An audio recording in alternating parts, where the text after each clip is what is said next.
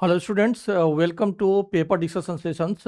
अभी मेरा नीट का लॉज ऑफ मोशंस का पेपर डिस्कशन सेशन चल रहा है एंड 3 पार्ट ऑलरेडी हो चुके हैं। आज टॉपिक 4 जो फ्रिक्शंस पर बेस्ड है उससे related Newton's laws of motions NEET का पेपर का डिस्कशन करेंगे। एंड इस सेशन का जो मेन मकसद ये है कि एग्जामिनेशन हॉल में आप क्विकली विथ एक्यूरेसी कैसे क्वेश्चंस को सॉल्व करते हैं, उस पर बेस्ड ये सेशन है। चलिए स्टार्ट करते हैं। यहाँ पर देखिए कि a football player is moving southward and suddenly turns eastward with the same speed to avoid an opponent. The force that acts on the player while turning is, आपको डायरेक्शंस बताना है ओनली।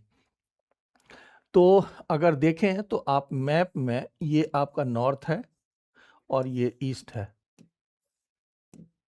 ये ईस्ट है आपका। तो football player is moving southwards, तो हम velocity को लिखते हैं minus I cap, and suddenly turns eastward, तो v1 ये है और ये v2 आपका जे कैप है, and turns eastward with the same speed.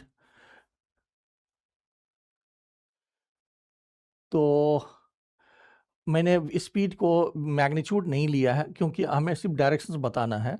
तो यहाँ पर अगर एक्सेलरेशन देखोगे तो acceleration change in velocity upon time होगा, एंड चेंज इन वेलोसिटी आपका हो जाएगा v2 minus v1, so that will be equal to J cap and minus I cap, minus and minus, तो ये प्लस आई कैप हो जाएगा।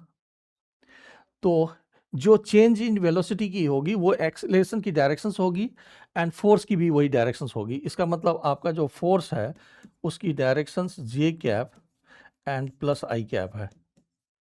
तो यहाँ पर देखेंगे तो इधर आपका आई कैप है, इधर जे कैप है, एंड ये मिडवे है। इसका मतलब ये ईस्ट है, ये नॉर्थ है, ये नॉर्थ ईस्ट हो जाएगा।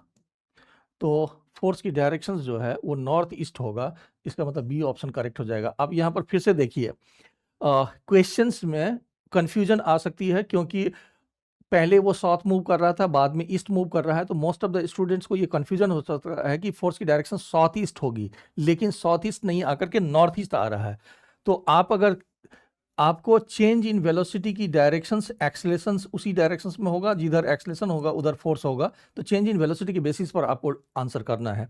नेक्स्ट देखिए, calculate the maximum acceleration of a moving car so that the body lying on the floor of the car remains stationary. The coefficient of static friction between the body and the floor is. Calculate the maximum acceleration of a moving car so that the body lying on the floor of the remains. अब अगर देखें यहाँ पर, जैसे मान लीजिए कि आपका ये कार है, ये एक्सलेट कर रहा है, यहाँ पर एक ब्लॉक है, इसकी मास m है।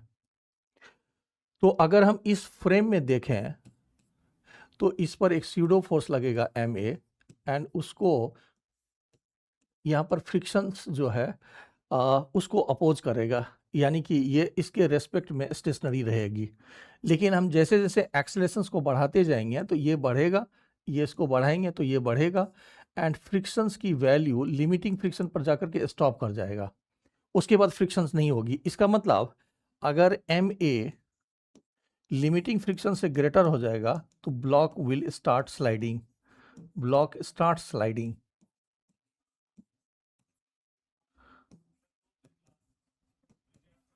इसका मतलब जो आपका मास इनटू एक्सेलरेशंस है that should be less and limiting frictions, यानी कि less than and equal to mu N, यानी कि less and equal to mu M G.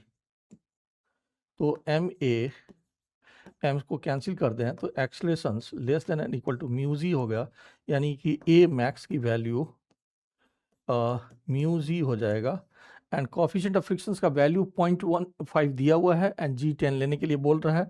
तो this is coming 1.5 metre per second square. तो 1.5 metre per second square फिर से आ जाएगा। देखिए हमने इस फ्रेम में किया है, आप ग्राउंड फ्रेम से भी कर सकते हो, लेकिन यहाँ पर इस फ्रेम से अंडरस्टैंड करना, स्यूडो फोर्स के बेसिस पर क्वेश्चंस को एक्सप्लेन करना थोड़ा आसान होगा, क्योंकि जैसे जैसे एक्सेलेरेशन बढ़ाएंगे ये बढ़ता जाएगा, लेकिन फ्रिक्शन लिमिटिंग पर जाकर के स्टॉप कर जाएगा। तो अगर ये लिमिटिंग से एबव हो जाएगा तो ये स्लाइड करना शुरू कर देगा। तो मेरे ख्याल से ये सही है। नेक्स्ट देखिए, block of mass 2 kg is placed on an inclined rough surface AC. The coefficient of friction is mu, जिसकी वैल्यू 1/√3 दिया हुआ है, G10. The net force on the block will B. तो यहाँ पर अगर देखें तो आप यहाँ पर इस डायरेक्शंस में जो फोर्स लग रहा है that is 2G sin 30 and G का वैल्यू 2 लेंगे तो ये 10 न्यूटन आ गया। इसका मतलब इस डायरेक्शंस में आपको अगर देखें तो इस डायरेक्शंस में 10 न्यूटन का फोर्स लग रहा है, और इसको प्रिवेंट करने के लिए फ्रिक्शंस इस डायरेक्शंस में लग रहा है। एंड फ्रिक्शंस की लिमिटिंग वैल्यू यानी कि फ्रिक्शंस की मैक्सिमम वैल्यू को अगर हम कलेक्ट करें तो that will be equal to mu N. And यहाँ पर अगर देखें तो इस डायरेक्शंस में आपका mg sin थीटा लग रहा है, mg cos 30 सॉरी, एंड इस डायरेक्शंस में नॉर्मल रिएक्शंस लग रहा है। तो जो फ्रिक्शंस की मैक्सिमम वैल्यू होगी, म्यू का वैल्यू 1/√3 है एंड एन आपका mg cos 30 है। तो यहाँ पर अगर देखें तो आप cos 30 की वैल्यू को फिट कर सकते हो यहाँ पर, दिस इज द 1/√3 एंड ये हो गया 2 एंड g एंड cos 30 हो गया √3/2। तो यहाँ पर g आ गया, यानी कि that is equal to 10 newton. इसका मतलब फ्रिक्शंस की मैक्सिमम वैल्यू भी 10 न्यूटन यहाँ पर पॉसिबल है। तो यहाँ पर फ्रिक्शंस की मैक्सिमम वैल्यू भी 10 न्यूटन है। अब इस डायरेक्शंस में जो फोर्स है mg sin थीटा और फ्रिक्शंस की मैक्सिमम वैल्यू, ये दोनों इक्वल एंड अपोजिट है, इसलिए नेट फोर्स इस पर 0 हो जाएगा। इसका मतलब net force on the block will be 0। Next देखिए, which of the following statement is incorrect? Frictional force opposes the relative motions, तो ये करेक्ट है। Limiting value of static friction is directly proportional to the normal reactions, ये बिल्कुल correct है।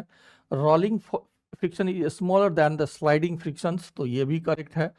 Coefficient of sliding friction has a dimensions of length, तो ये गलत हो जाएगा। कोएफिशिएंट ऑफ फ्रिक्शंस का कोई भी डायमेंशन नहीं है, नो डायमेंशन, ये कांस्टेंट होता है only, this is the no dimensions, तो ये बिल्कुल करेक्ट है, डी इनकरेक्ट हो जाएगा। नेक्स्ट देखिए, a block of mass m is in contact with the cart C shown in the figure. The coefficient of static friction between the block and the cart is mu. The acceleration alpha दिया हुआ है of the cart that will prevent the block from falling satisfies the alpha की value देखें अगर तो कितना है, ये फाइंड करने के लिए बोल रहा है। तो यहाँ पर मैं इसी में देखता हूँ, यहाँ पर देखोगे तो आपका जो mg है ये इस डायरेक्शंस में लग रहा है एंड फ्रिक्शंस जो है इस डायरेक्शंस में उसको प्रिवेंट करने की कोशिश करेगा, और इस डायरेक्शंस में एक्सेलरेशन अल्फा है एंड इस पर एक नॉर्मल रिएक्शंस लग रहा है इसमें। तो इसका मतलब आपका जो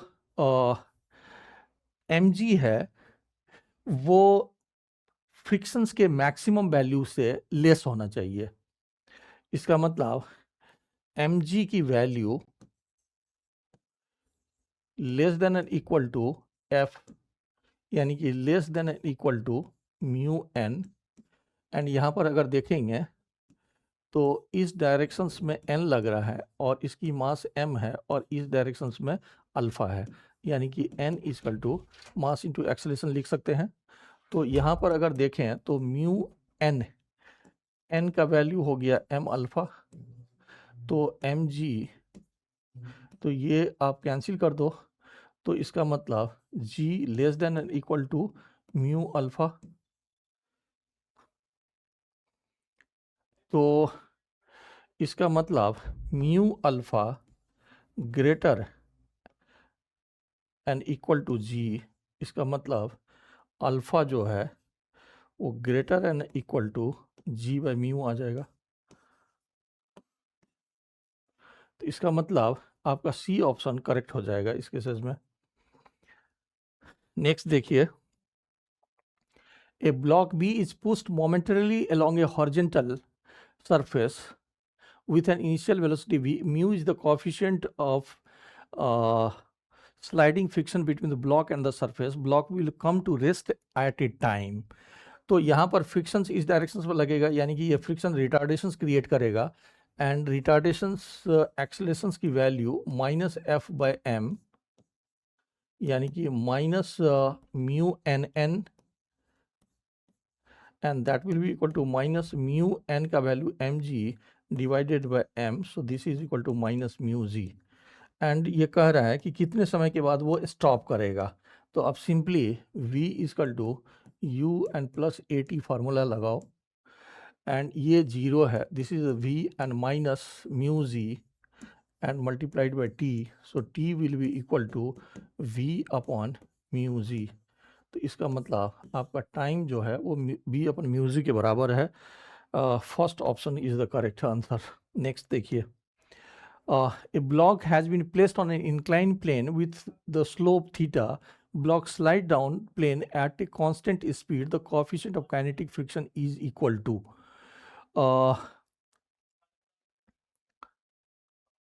तो ये तो हमने वैसे भी ये ऑलरेडी हम लोगों ने डिस्कस किया हुआ है कि देखिए, अगर इसको हम थीटा को यहाँ पर अगर थीटा को बढ़ाते जाएं तो एक पर्टिकुलर इंक्लाइनेशंस पर ये जस्ट अपनी मोशन को स्टार्ट करता है, एंड उस एंगल को एंगल ऑफ रिपोज बोलते हैं। तो यहाँ पर coefficient of friction directly mu equal to tan theta लिख सकते हो आप। तो ये ऑलरेडी डिस्कस्ड है, तो आपका डी ऑप्शन करेक्ट हो जाएगा। यानी कि mg sin थीटा इस डायरेक्शंस में आप ऐसे भी कर सकते हो, यहाँ पर mg sin थीटा इस डायरेक्शन में लग रहा है और फ्रिक्शन इस डायरेक्शन में लग रहा है, एंड वेलोसिटी कांस्टेंट है, वेलोसिटी कांस्टेंट है। इसका मतलब नेट फोर्स 0 होगा, इसका मतलब mg sin थीटा f के बराबर होगा, एंड f को आप म्यू mg cos थीटा लिख सकते हो, इसके बेसिस पर ये आ जाएगा। इसका मतलब ये सही है। नेक्स्ट देखिए, consider a car moving along a straight line with a speed 72 km per hour. If the coefficient of static friction between the tires and the road is 0.5, the shortest distance in which the car can be stopped.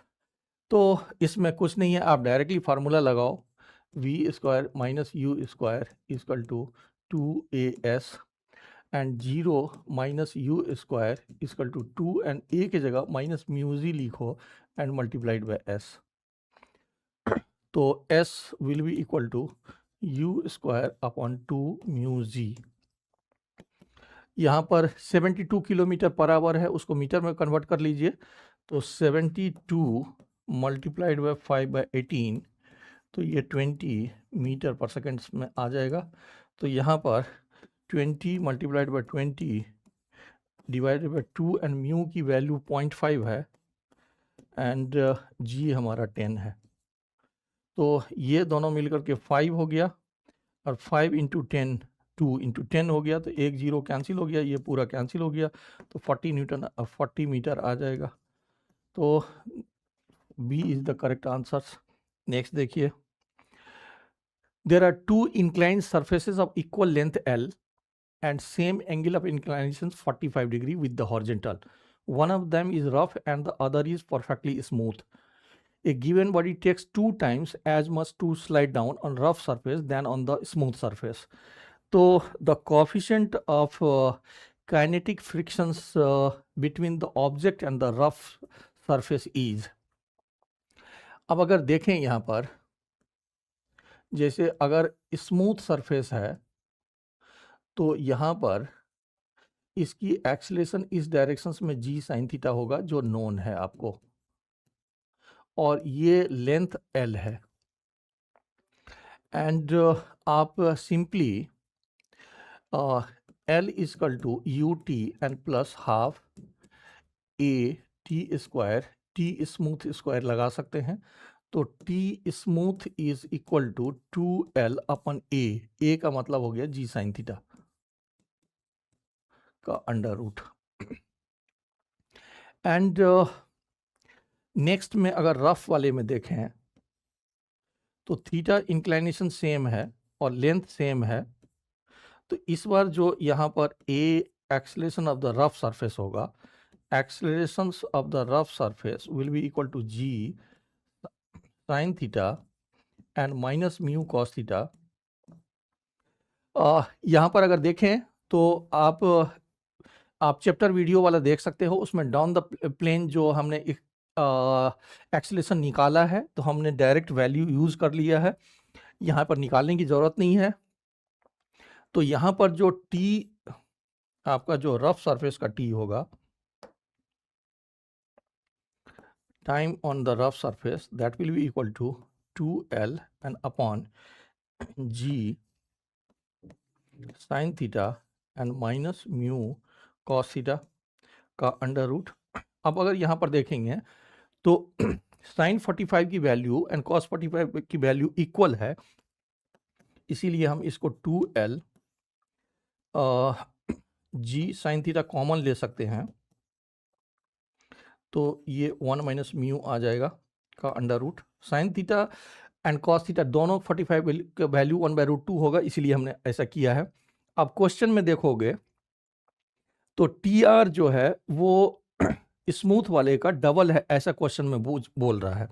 मतलब आपको जो time on rough surface is equal to 2 times of the smooth surface, तो square करेंगे तो T R का square will be equal to 4 times T S का square.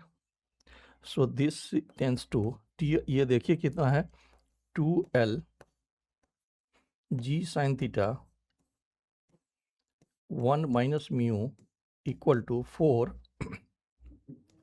Into 2L upon G sine theta.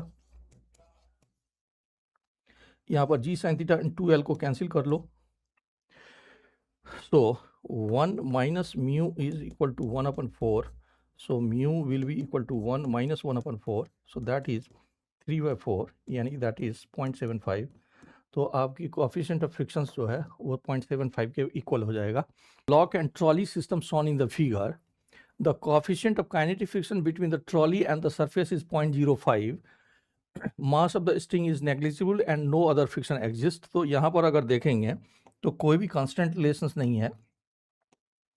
मान लीजिए कि एक्सेलरेशन इस directions में ए है, तो यहाँ पर एक टेंशन लग रहा है टी एंड यहाँ पर नीचे की तरफ फोर्स लग रहा है 2G एंड यहाँ पर एक टेंशन लग रहा है टी एंड यहाँ पर फ्रिक्शंस लग रहा है F। मोशन में है तो फ्रिक्शंस की मैक्सिमम वैल्यू होगी, तो फ्रिक्शंस की मैक्सिमम वैल्यू को निकाल लीजिए। So that is mu N, यानी कि that is mu mg। Mu का value 0.05 and mass is 10 and into 10, तो ये आपका 5 न्यूटन आ गया। अब दोनों के लिए इक्वेशन लिखिए, तो हम लिख सकते हैं 2G minus T equal to 2A and T minus F, F का वैल्यू हमने 5 निकाला है, तो 5 इजकल टू 10A। दोनों को ऐड करिए तो 20 माइनस 5, तो ये 15 आ गया, so that will be equal to 12A। तो 4 एंड 5, तो acceleration will be equal to 5/4 metre per second square and इसको 1.25 लिख सकते हैं आप, तो 1.25 मीटर पर सेकेंड स्क्वायर आ जाएगा, यानी कि फर्स्ट ए ऑप्शन करेक्ट हो जाएंगे। नेक्स्ट देखिए, a body of mass m is kept on A horizontal surface, coefficient of friction mu, horizontal force is applied on the body but it does not move. The resultant of normal reactions and frictional force acting on the object is given by। तो यहाँ पर अगर देखेंगे तो यहाँ पर हमने एक एक्सटर्नल फोर्स लगाया है, यहाँ पर फ्रिक्शन लग रहा है एंड ये नॉर्मल रिएक्शंस है। अब इस दोनों का रिजल्टेंट एफ लेने के लिए बोल रहा है। तो एफ जो है that will be equal to F square and plus N square का अंडर रूट। अब यहां पर देखेंगे तो एफ की मैक्सिमम वैल्यू म्यू एन है, यानी कि म्यू एम जी है, लेकिन ये मूव नहीं कर रहा है। इसका मतलब एफ जो है वो स्टैटिक फ्रिक्शंस है, वो लिमिटिंग फ्रिक्शन नहीं है, ये लिमिटिंग फ्रिक्शंस है। इसका मतलब आप कह सकते हो कि this F is less than and equal to mu square and plus N square का under root. N square common ले लीजिए तो एन बाहर आ जाएगा, तो ये less than and equal to आ जाएगा, एंड यहाँ पर आ जाएगा 1 plus mu square, and N की वैल्यू एम जी होगी, तो less than equal to M G and under root 1 plus mu square, ऐसा आ सकता है। यहाँ पर देखिए जो फ्रिक्शन फोर्स है वो लिमिटिंग के बराबर है, ऐसा क्वेश्चन में नहीं दिया हुआ है क्योंकि रुका हुआ है। तो फ्रिक्शंस की वैल्यू अगर आप म्यू ले रहे हो तो फोर्स उसके लेस ले सकते हैं, तो आपका सी ऑप्शन इसमें करेक्ट हो जाएगा मेरे ख्याल से।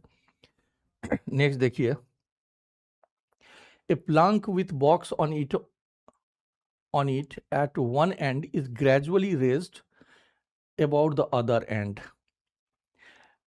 As the angle of inclination with the horizontal reaches 30 degree, the box starts to slip and slides 4 meter down the plank in 4 seconds. The coefficient of static and kinetic friction between the box and the plank will be respectively. कि at 30 degree angle the box start to slip, इसका मतलब 30 degree आपका angle of repose है। 30 degree is angle of repose. ये हमने video में discuss किया है ऑलरेडी, ये डिस्कस्ड है। तो जिस एंगल पर बॉडी जस्ट स्टार्ट करता है that is the angle of repose, and उस केसेस में कोएफिशिएंट ऑफ स्टैटिक फ्रिक्शंस 10/30 के बराबर हो जाएगा, यानी कि आपका 1/√3 आ जाएगा। तो अब यहाँ पर इसको अगर रेशनलाइज करो तो √3/3 लिख सकते हैं, तो ये लगभग 0.6 के आसपास आ जाएगा। तो 0.6 दिया हुआ है कोएफिशिएंट ऑफ स्टैटिक फ्रिक्शंस, ये निकल चुका है, लेकिन दो ऑप्शंस में है तो आपको काइनेटिक फ्रिक्शंस निकालना पड़ेगा। तो काइनेटिक फ्रिक्शंस निकालने के लिए अगर देखेंगे तो आप एक्सेलरेशंस का डायरेक्ट वैल्यू लगाओ। एक्सेलरेशंस, तो एक्सेलरेशंस the box start to slip and slides 4 meter down the plane in 4 seconds. तो आप पहले एक्सेलरेशन का वैल्यू फाइंड कर लो, अदरवाइज आप एक्सेलरेशन के लिए लिख सकते हो g sin theta and minus mu के कॉस थीटा, ऐसा फार्मूला लगा सकते हैं। लेकिन एक्सेलरेशन का वैल्यू यहाँ से फाइंड कर लीजिए, तो हम s equal to U T N plus half A T square लगाएंगे, तो आपको वो 4 मीटर कवर किया है, स्टार्ट किया है 0 and plus half A and multiplied bye 4 square. तो एक्सेलरेशंस ये 16 एंड 2 8 हो गया, तो एक्सेलरेशंस का वैल्यू 1/2 आ गया। अब ये 1/2 इसमें फिट करके आप निकाल सकते हैं। तो यहाँ पर अगर देखें तो 1/2 इज इक्वल टू जी का वैल्यू 10 ले लीजिए, एंड साइन 30 हो गया 1/2 minus mu K and cos 30 हो गया √3/2। तो यहाँ पर हम 2 को कैंसिल कर दें, तो this is the 0.1 equal to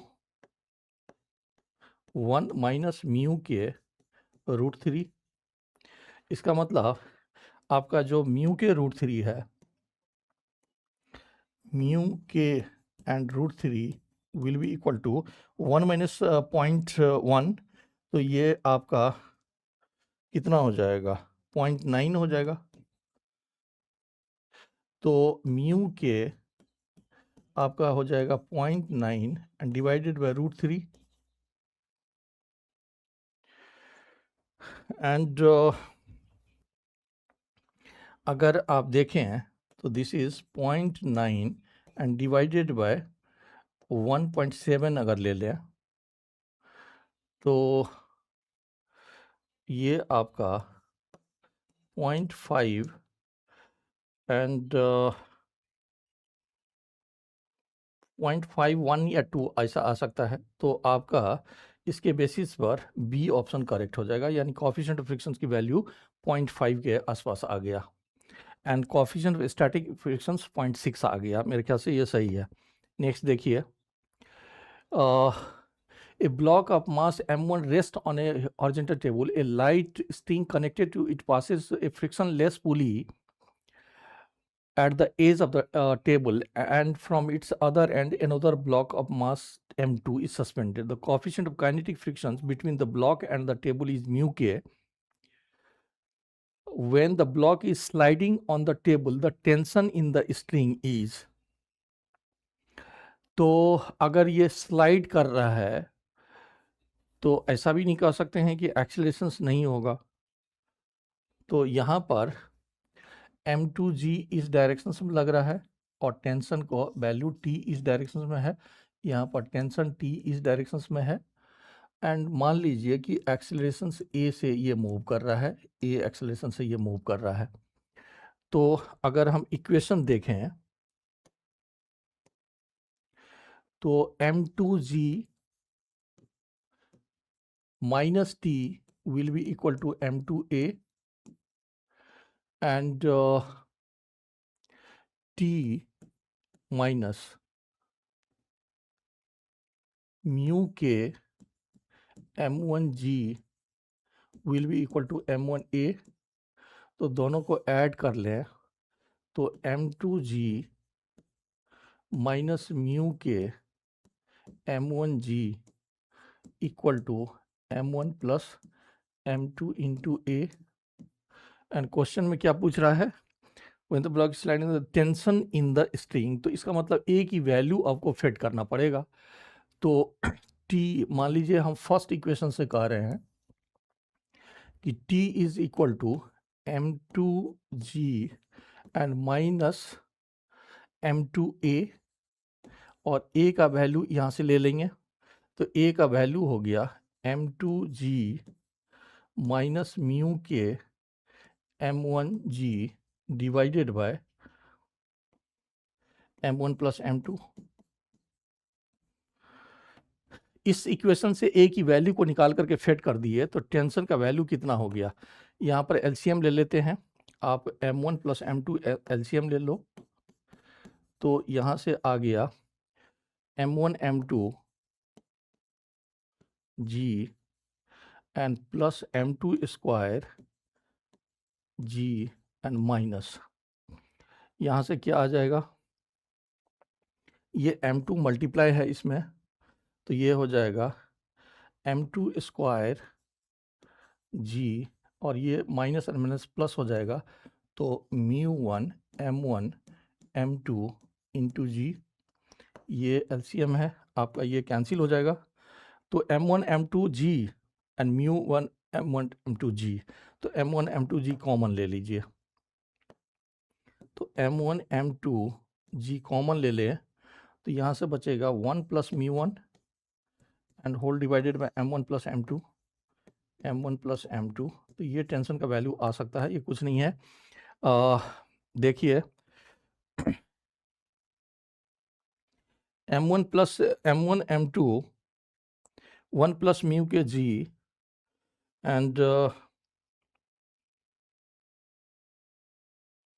तो आपका सी ऑप्शन करेक्ट है, ये सी ऑप्शन करेक्ट आ जाएगा। नेक्स्ट देखिए,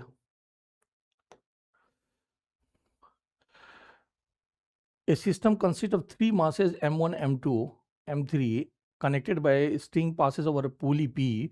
Mass m1 hangs freely, m2 and m3 are connected on a rough horizontal table. Coefficient of friction mu. The pulley is frictionless and negligible mass. The downward acceleration of the mass m1। तो यहाँ पर अगर देखेंगे तो कोई भी आपका constant relations नहीं है। इसका मतलब अगर a एक्सेलरेशन से ये नीचे जा रहा है तो ये भी a एक्सेलरेशन से मूव कर रहा है, ये भी a एक्सेलरेशन से मूव कर रहा है। On A coefficient of friction mu है, हैंग्स फ्रीली। तो यहाँ पर अगर इस डायरेक्शंस में कर रहा है तो यहाँ पर एक फोर्स लगेगा F2 एंड यहाँ पर एक फोर्स लगेगा F1 एंड इसमें सपोज करिए कि टेंशन आपका T1 है तो यहाँ पर फोर्स टेंशन T1 है एंड इस डायरेक्शंस में T2 है और यहाँ पर T2 है। तो अब इक्वेशन लिखिए, यहाँ पर m1g डाउनवर्ड डायरेक्शंस में एक्ट कर रहा है। तो अगर हम इक्वेशन लिखें तो पहला इक्वेशन हम कह रहे हैं कि m1g and minus T1 equal to m1a। दूसरा इक्वेशन लिखेंगे तो T1 minus T2 and minus F2 equal to m2a and next लिखें तो T2 minus F1 equal to m1a, sorry m1 m2 and m3a, ये m3 है, m3a आ जाएगा and दोनों को ऐड कर लीजिए। तो यहाँ पर T1 T2 and T2 cancel हो गया तो m1g एंड माइनस F2 तो ये हो जाएगा म्यू m2g और ये हो जाएगा mu m3g and equal to m1 plus m2 and plus m3a। तो a का वैल्यू कितना आ गया?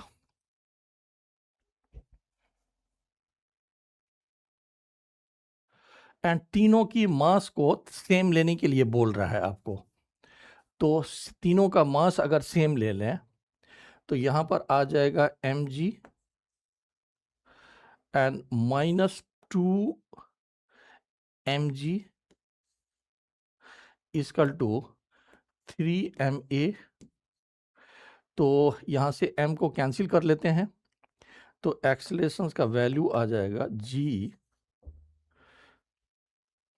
एंड 2 म्यू mg आ जाएगा। तो यहाँ पर आप mg कॉमन ले लो तो यहाँ से आ गया 1 minus 2 mu and divided by 3m। तो m और m कैंसिल हो जाएगा तो a equal to g by 3 1 minus 2 g by 3। तो इसमें भी C ऑप्शन आपका करेक्ट हो रहा है। अगर यहाँ पर देखें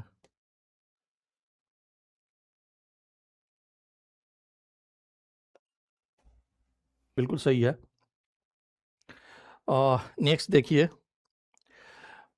the coefficient of static frictions mu S between block A and mass 2 kg and the table as shown in the figure is 0.2. What will be the maximum mass value of block B so that the two blocks do not move? The string and the pulley are massless. ठीक है, तो यहाँ पर अगर देखो, अब अगर यहाँ पर देखें तो मान लीजिए कि इसकी मास m है तो यहाँ पर mBg एंड यहाँ पर टेंशन इस डायरेक्शन में लग रहा है और ये रुका हुआ है। इसका मतलब t का वैल्यू आप mb एंड g ले सकते हैं एंड यहाँ पर टेंशन t इस डायरेक्शन में लग रहा है और मैक्सिमम वैल्यू फाइंड करना है, यानी कि जो फ्रिक्शंस होगी वो लिमिटिंग फ्रिक्शंस होगी। तो हम एक इक्वेशन लिख रहे हैं t इक्वल टू mBg एंड दूसरा जो है t is equal to frictions की लिमिटिंग वैल्यू, यानी कि that is the mu N and mu की वैल्यू 0.2 दिया हुआ है एंड इनटू 2g। तो 2g तो ये आपका 4 न्यूटन आ गया। तो इसका मतलब 4 will be equal to mb and g। So mb will be equal to 0.4 kg। तो आपका डी ऑप्शन करेक्ट हो जाएगा। नेक्स्ट देखिए, A block of mass 10 kg is placed on a rough horizontal surface having coefficient of friction 0.5. If a horizontal force of 100 Newton is applied on it, then the acceleration of the block will be. अब इसमें कुछ नहीं है, यहाँ पर अगर देखोगे तो एक ब्लॉक है एंड यहाँ पर हम फोर्स लगा रहे हैं 100 न्यूटन का, यहाँ पर फ्रिक्शंस लग रहा है इस डायरेक्शंस में, तो आप और इसकी मास 10 kg है, तो हमें एक्सेलरेशंस फाइंड करने के लिए फाइंड कर देन एक्सेलरेशंस, तो 100 minus F will be equal to mass into acceleration, कर सकते हैं। तो यहाँ पर फ्रिक्शंस की मैक्सिमम वैल्यू को आप फाइंड कर लो, तो फ्रिक्शंस की मैक्सिमम वैल्यू यानी कि limiting value will be equal to mu N and that is the 0.2, coefficient of friction 0.5 है, तो ये आ गया mu M G and 0.5 and multiplied by 10 and multiplied by 10, तो ये आपका 50 न्यूटन आ गया। जी का वैल्यू 10 लिया है हमने, तो यहाँ पर ये हो गया 100 and minus 50 equal to 10a, so 10a is equal to 50, so a will be equal to 5 meter per second square, तो C option will be the correct। next देखिए, a heavy uniform chain lies on a horizontal tabletop. If the coefficient of friction between the chain and the table surface is 0.25, then the maximum percentage of the length of the chain that can hang over the edge of the table is। अब the situations को देखिए, ये कह रहा है कि यहाँ पर सपोज करिए कि ये hanging part of the chain है, इसकी लेंथ x है और ये पार्ट टेबल पर है, तो इसकी लेंथ l माइनस एक्स हो जाएगा अगर टोटल लेंथ l है तो। अब यहाँ पर अगर देखेंगे तो इसकी वेट उसको, इसकी इस हैंगिंग पार्ट की जो वेट है, हैंगिंग पार्ट की जो वेट है वो उसको ड्रॉ करने की कोशिश कर रहा है एंड यहाँ पर फ्रिक्शन उसको प्रिवेंट करने की कोशिश कर रहा है एंड कोएफिशिएंट ऑफ फ्रिक्शन दिया हुआ है। सपोज करिए कि हम मास पर यूनिट लेंथ को लेमडा मान लेते हैं, तो यहाँ पर जो हैंगिंग पार्ट की वेट होगी that will be lambda X into G. ये आपका यूनिट लेंथ की मास को हमने लेमडा मान लिया है, तो एक्स लेंथ की मास लेमडा एक्स हो जाएगा, तो लेमडा एक्स इंटू जी हो जाएगा। अब यहाँ पर जो फ्रिक्शंस होगी that will be equal to mu N and that will be equal to mu mg and that is mu, and इसका जो होगा lambda l minus X into G हो जाएगा। l माइनस एक्स लेंथ की मास जो है वो lambda into l minus x हो जाएगा। अब ये जस्ट स्लाइड करना शुरू कर रहा है, तो हम कह सकते हैं कि mu lambda l minus X into G will be equal to lambda X G. तो इसमें लेमडा और जी को कैंसिल कर दें तो और म्यू का वैल्यू 0.25 है, यानी कि 1/4 l minus X will be equal to X, तो l minus X will be equal to 4x, तो इसका मतलब l will be equal to 5x। तो यहाँ पर कह रहा है then the maximum percentage of the length, यानी कि x upon L is equal to 1/5 and x upon L को 100 से मल्टीप्लाई कर दें, so this is the 1/5 multiplied by 100, so that will be equal to 20%। तो इसका मतलब 20% ऑफ द लेंथ जब हैंग करेगा तो इस डेटा के बेसिस पे वो जस्ट स्लाइड करना स्टार्ट करेगा।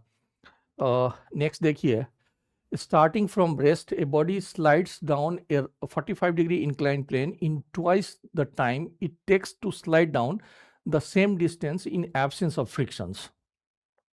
The coefficient of friction between the body and the inclined plane is। तो अगर आप यहाँ पर देखो, मान लीजिए कि अभी सरफेस स्मूथ है, तो स्मूथ सरफेस पर जो एक्सेलेरेशन होगी that will be equal to G sine theta, and ये वाली डिस्टेंस सपोज करिए कि डी है। तो यहाँ पर जो टाइम लगेगा आप S equal to U T and plus half A T square लगाओ,